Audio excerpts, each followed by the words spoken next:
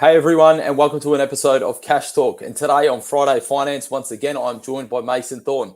Mason, how are you? You're going well, thanks, John. Going well. How about you? Yeah, not bad, mate. Not bad at all.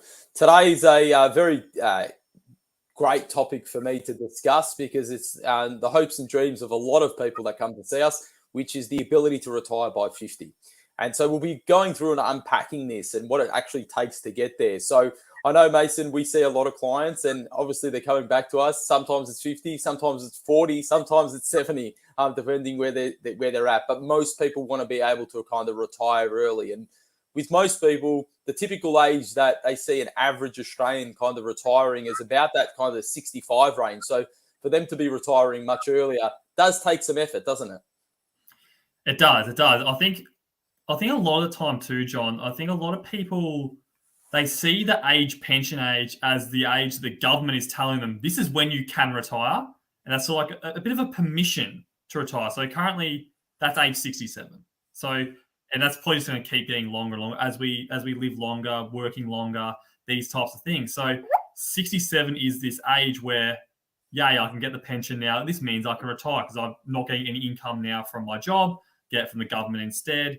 But so that's from 50 to 67, 17 years. If you want to retire at 50, that's a long time to fund yourself for a little while. So yeah, lots you need to do. And as always, it seems to be the earlier you start, the better, or the more likely you can get. Imagine a 49-year-old having this epiphany. Yes, you can achieve a lot in a year, but can you achieve that much in a year? Maybe not. So starting as early as possible, I think, is the key to retiring by 50.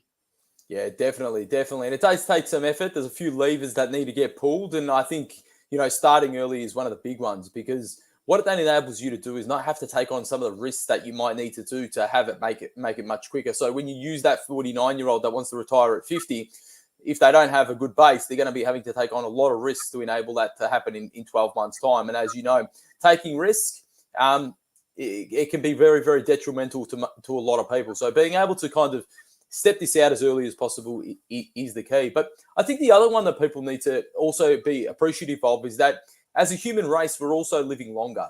And so the earlier you want to retire, the other risk that needs to be taken into consideration is longevity risk. And for those who don't know what longevity risk, in the most simplest way, it's your money not outliving you. Okay. And you don't want to be walking into your 80s or crawling into your 80s, depending on how you're going at that point in time, or even your 90s, and running out of money. Now, obviously, in Australia, we are very fortunate. We've obviously got social security benefits that will enable you to live your life. But most people, if they've become accustomed to a lifestyle that is much better than the amount that Centrelink's going to pay you, it's going to be very, very hard to adjust your living standards to be on that those Centrelink welfare payments. And for the people that are aged, say 50 years and younger now, well, what's that welfare system going to be like in 30 or 40 years' time? It's just a completely unknown scenario. So, I think the other one that needs to be aware of is the risks that's associated with it. But Mason, let's just start with some of the things that people can do. So what are some of these levers that we pull on to help our clients to realize that dream and become financially free by the time they're 50? Yeah, good question, John. So some of the things we need to do, we also need to build wealth. Without wealth, without money, without an income source coming in, we need some form of wealth and some passive income to fund ourselves as we're not working. So as we work, we're earning what they call an active income. We're trading time for money, so to speak. But a key part of retirement is not working. So we don't want to be active in the workplace anymore. So what we need to do is have a passive income source. So it's finding out how to build that passive income source for you. And there's so many different ways to build a passive income source. I think one of the most popular ways, particularly in Australia, John, is that beloved investment property. I'll live off the rental income. That's something I hear a lot. What about you, John? What's some of the other ways we can build this passive income outside of rental income? I think rental income is something that we can all understand quite easily. It's just we get paid rent, we live off that rent. Fantastic. Sounds pretty simple. Sounds like the dream. People accumulating all these properties. But are there other ways we can build passive income, John? Yeah, definitely. So obviously building wealth and passive income is an important factor of obviously retiring early. And people are probably watching this or listening to this going, oh, no, duh. But it's easy in theory, but pretty hard in practice. Okay. You've got to be able to have a system and a framework to be able to apply to your situation. You can't be not consistent. You need to be consistent. Wealth is built over time and is usually done in a boring way. Okay. So first and foremost, it's around having that framework, allowing you to have some money for today, but have some money for tomorrow. And with that money for tomorrow, there's different asset classes that you can put your money into. So now we've established that you've got a surplus amount of cash flow. And hopefully you've done this as soon as possible. So where do you put it? Now, Mason's talking about property as being one of the levers, the love of Australia and a love of a lot of other countries as well too. So you've got a choice. You can put it into property. You can establish capital gains and passive income. Obviously, capital gains, you need to realize most of that stuff to be able to use it. There are certain factors where we can use those capital gains for some good use later on. But other factors or other areas where you can put them into are things like obviously cash, but it's not going to earn you too much. Okay, so your money's not going to be working too hard for you. Second one is things like fixed income. So Australian fixed income or international fixed income. You can also put your money into things like Australian shares, international shares, global infrastructure, certain things like that to start to build these passive incomes. Now, for most people, they will end up having a big portfolio in shares and property. Okay, and they're the kind of big two areas where a lot of people would be putting their money to retire early. Now, the main factors of that is because there's two things that they can do. One is they usually exceed inflation, which is obviously a hot topic in 2022 around inflation. Now, inflation is the costs of goods going up each year, and essentially your power of your dollars becoming less and less over time as inflation continues to grow. So you need your assets to keep up with the cost of goods going up at least. And property and stocks have been very, very good in doing that over time. And so they appreciate in capital growth, but they also derive you an income. Property being in rental income, shares being in the form of dividends. Okay. Now, what we want to be able to do is when we do this as early as possible is to build a framework where we're pushing money into both of those assets. Those asset classes, what they will enable you to do is over time have really, really healthy amounts in those two asset classes. But do remember, it's not about always just chasing the returns. You need to manage the risks. Having too much in one could be detrimental. So being able to diversify is very important. And it doesn't mean just because cash doesn't earn you money, it doesn't have its purpose. I often say that cash is like oxygen. Okay, if you don't have it for just 5 minutes, it is absolutely detrimental to you. So you want to be making sure that you've got that cash for that oxygen to push you through what you need to and allow you to have the certainty and also for you to have the opportunities. Now, the other asset classes in regards to fixed income, in regards to global infrastructure and things like this, they have their place and their purpose as well. And that is why building a robust portfolio overall in your situation is very important and having this asset allocation. But Mason, the reason why we're doing this and ultimately why we're doing it is to create the highest probability of them achieving their outcome. And one step further is making their money work for them. And this is the key. There's many, many books out there that will tell you it's not about you working for the money. It's about getting your money to start working for you. Okay. And that is the key. Trying to make that happen as soon as possible. Now, the other thing we have that's a factor in here is also the mental behaviors, the actual having the mindset to actually get you to retire by 50. Because yes, you can have the money management sorted, you can have the framework, you can have all of that. But if you don't have the behaviors and the mental capacity to get you where you want to, you're going to fall short, aren't you, Mason? Yeah, that's one of the unfortunate truths of being human, where we have these behavioral things that we've sort of inherited from our ancestors, which don't serve us much good today. They were brilliant for our survival back in the day, but now when it comes to money and things, when we see markets fall, for example, this fear comes in, survival instincts like, oh, I've got to get out, I've got to get back to feeling safe. So that's really playing against us when we're trying to build our wealth. Imagine, John, that you've got a goal to retire by 50 and this happened, you're approaching 50, you're late 40s now, the market goes through a bit of a downturn, your whole plan may derail if you decide to sell out and things. So the closer you get to your target, the more likely these behaviors are going to creep up on you and derail everything you've built. So behaving yourself is key to building this wealth and achieving these things. So it's one of the main things we do is to manage these behaviors, because they're going to pop up. They're human. They impact me. They impact you, John. They impact all our staff. They impact all our clients. Unfortunately, they haven't figured out a way yet for you not to be human. We're not robots. Robot investors could be really good at it, but who knows? Maybe they're going to try to pick the market and things. Always trying to outsmart things. Artificial intelligence. I don't think artificial intelligence could even pick the market, John. It's just so unpredictable. Yeah, that's it. And when it comes to investing, behaviors are very, very important to understand. So when you're building this wealth and having all of this money management, understanding that greed and fear and emotions have a place, okay? And I think it's more about having the awareness and keeping them in check, which is very, very important. But I think there's another thing, Mason. And the other thing that it is that most people want to get fit for summer, but how many people stay fit for life?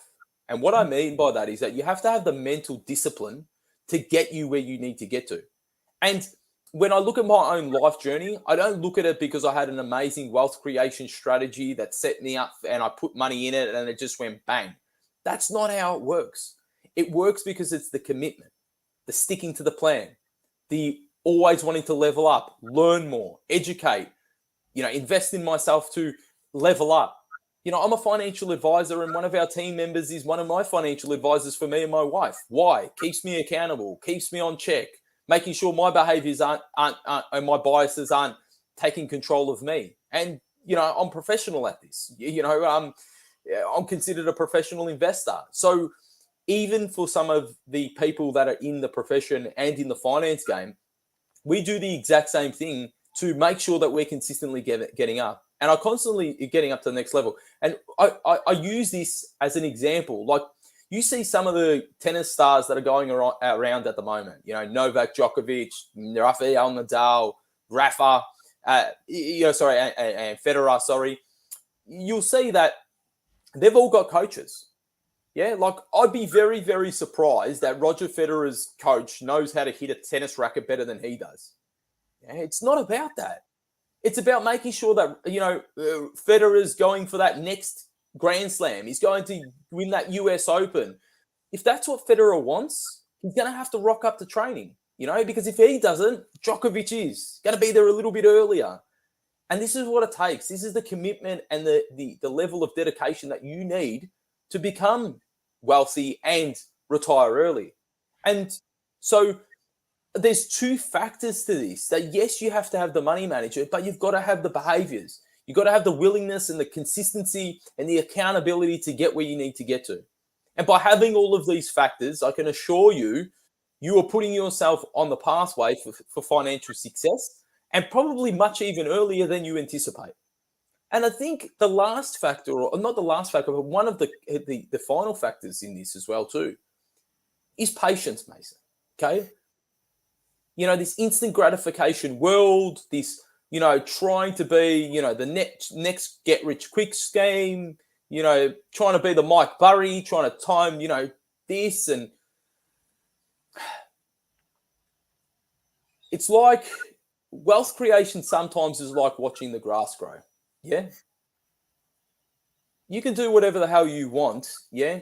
That grass is not going to grow quicker. Yeah. You can try to put some fertilizer in it. You can try and help it, but it still takes time for that grass to grow. Yeah. There's things in this world that take time. When you have a baby, it takes 9 to 10 months. Yeah. Look, if you have it early, well, I don't know how it's going to develop. And that's how it comes like wealth creation. Yeah. It's one of those things that takes time. Yeah. We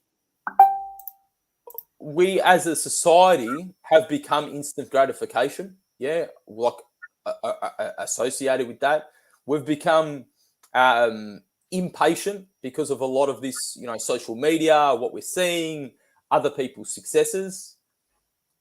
But sometimes success is built in silence. It's built by being patient. And you and I know the hundreds, if not thousands of people that have achieved financial freedom early have come because they've been patient. Yeah, they've been committed. They've obviously had the other attributes that we've done. But the other one is patience. Yeah, 100% spot on. The patience thing is really hard in today's society. We see on Instagram, Facebook, and things, we see these overnight successes that have just popped up out of nowhere, and it appears they have everything we want. But there's no such thing as overnight success. We haven't seen what they've done consistently over the years. Posting, I'll use YouTube as an example because it's something we can all relate to somewhat. We all watch YouTube. That channel that's got 1 million subscribers didn't start that way. This person was posting videos when they had no subscribers, and then maybe 1, 2, 3, 10, and they were getting maybe 5 views per video. But they consistently posted content again and again and again, continue to show up, keep doing it, and now they're reaping the rewards of doing that. That commitment, that patience, the years of build up to become that overnight success.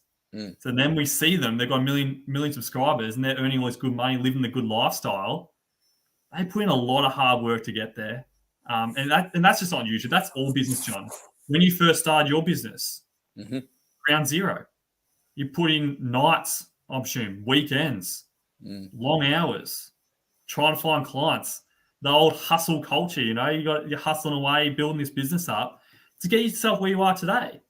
And it took time. It took patience. It took a bit of courage. It took a bit of faith in the process, knowing you're going to show up and it give you the best chance of success because nothing's guaranteed. But to give yourself the best chance, patience is key. And as you said, patience, delaying that gratification, pushing.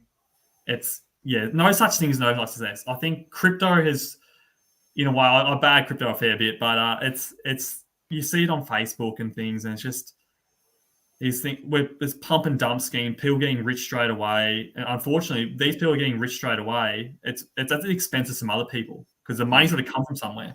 So it's coming from people putting this money in, they take it out. There you go. It's a real shame. But yeah, it really is. It really is. And so you touched on something about business, and I think, Mason, this is another thing that we don't speak about often is how powerful business is. And the main reason why business is so powerful is that if you had to sit it in a risk bucket, you sit it in the high risk bucket. Okay, it's the one that most small businesses fall over. I think it is in the first 3 years. Like, a lot of businesses don't make it. And this is where we need to talk about this. Business, however, can drive the biggest capital gains and the biggest elevation of income, period. Okay? Bigger than property, bigger than stocks, bigger than bonds, all of them. Business. Yet most people shy away from it because of the risk. Okay?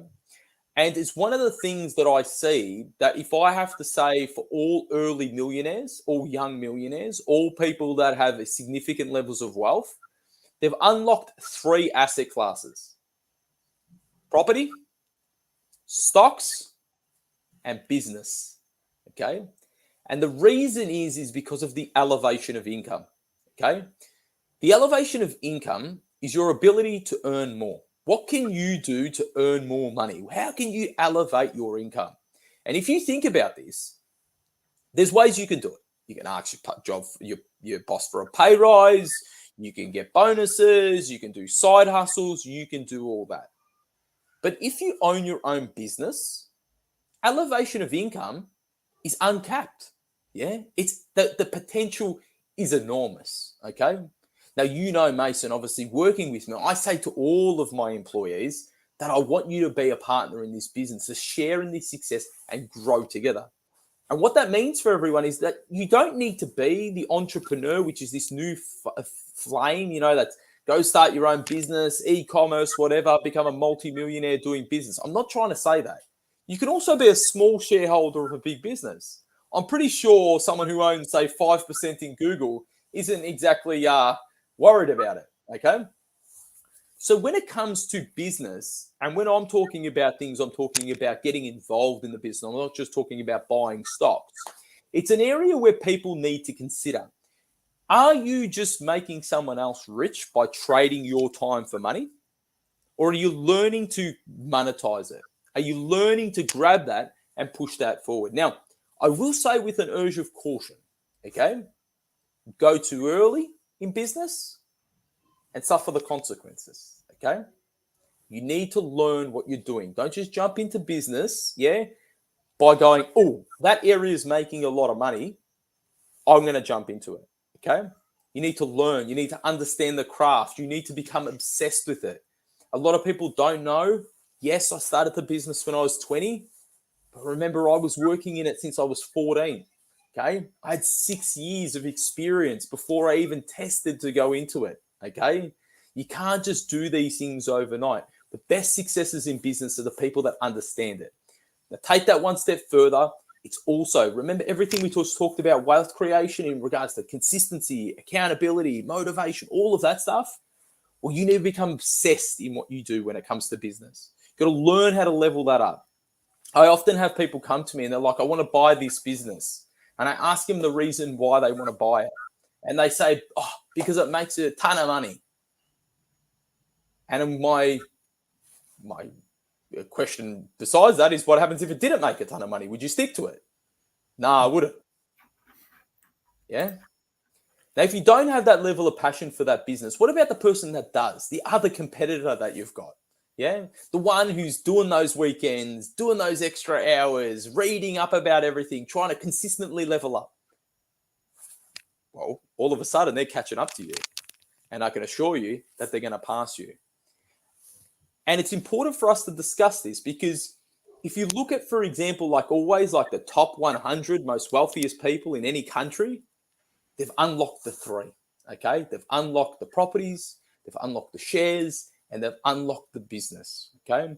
But it's also not overnight successes. And you don't need to look at wealth and business for this. You can look at sport, you can look at careers, you can look at absolutely anything, okay? Look at Michael Jordan, one of the greatest basketball players of all time, if not the GOAT himself, yeah? And he'll constantly tell you about on the lead up to becoming what he was and the amount of missed shots and practice and things that he would do after hours before he became the Michael Jordan that everyone knew about.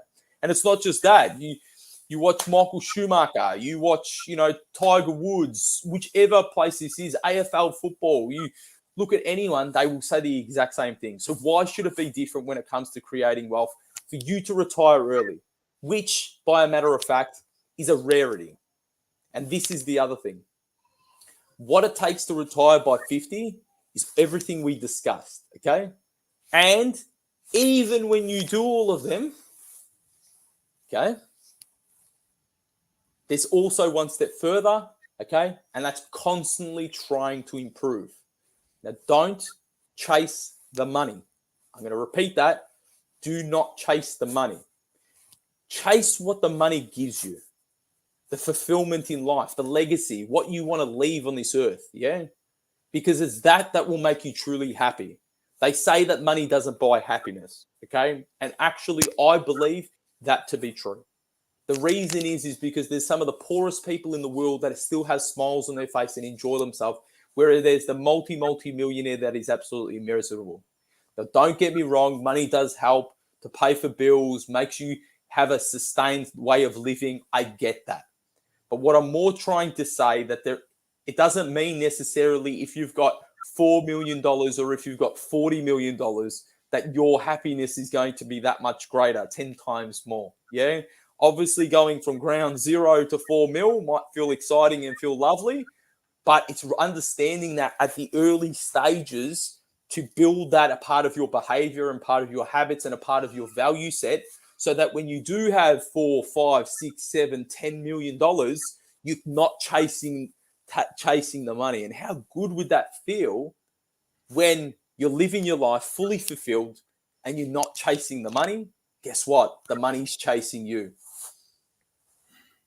I think you've raised two spectacular points in that little speech you just gave there, John. I think I want to touch on both of them. So that first one I want to touch on is where you said, don't chase the money. That grind, the grind's going to happen whether you love your work or you don't, if you want to succeed. But if you're grinding something you really love to do, it's not so much of a grind. But I can't imagine waking up early in the morning or working late at night doing something I hated consistently. It's not going to happen. Grinding that out to retire by age 50, I couldn't imagine anything worse. Like, no wonder you want to retire by 50 because you hate it. Which gets me to my second point. If you're loving it and you're grinding and you're building this business up, you're probably not going to want to retire at 50. Like, have the choice to, fantastic. But because you're loving it so much and you're so passionate about it, the money is just a side piece. The fulfillment is the gold. So you've got the money, fantastic. Your family's looked after. You've built up this legacy. You've got that business, or whatever you're doing. You don't have to own a business, but obviously business unlocks a lot of wealth for you. But just working, maybe you work in childcare and you just really love working with the kids, or you're a teacher and building young minds up is your passion. Fantastic. You don't want, like that. I think that's the dream, John. Not wanting to retire at 50, rather than having the assets to retire at 50. I'm so passionate what I do. I want to work for my whole life. I never want to retire. That's the dream. I think that's what we probably should be aiming for. I know we started this podcast saying, how do I retire by 50? But I think let's divert. Let's go with let's build something that we never want to retire. That's the goal, John, I think. And it's unlocking the purpose, Mason. Yeah, it's unlocking the purpose and being able to live life on your terms, wake up every day and you wanting to work in your business, the business you're in, whatever's going to be the case, and finding that purpose. Understanding your why is what it's all for. Why 50? Why 45? Why 60? And always when we delve in a little bit deeper, there's more to the story. And understanding the story that you want is very, very important. Mason, today has been a great session. I've loved talking about it, and you can see probably the passion that I have about this. I think a big thing to remember is that we've got to get this framework done as soon as possible. We've got to build a system. We've got to understand that there's a lot of behavior and mindset, and there's a lot of other contributing factors that aren't on the balance sheet or on the cash flow statement. Yeah. We've given you some tips in regards to helping you to level up and maybe accelerate it. You know, is business an option for you? Okay. Looking at assets to, you know, not just keep up with inflation, but exceed inflation. Okay. But ultimately understanding your why. Okay. And understanding the way that you want to live life and the lifestyle that you want. So Mason, thank you very much for jumping on time on this one again. I'll see you next Friday on another session of Friday Finance. And for everyone else, I hope you really enjoyed this one. And if you're enjoying these podcasts or these videos, feel free to share these with others. We would love to get in front of as many people and help educate Australians as much as possible about the world of finance. So thank you very much. Thanks, John. Thanks, everyone.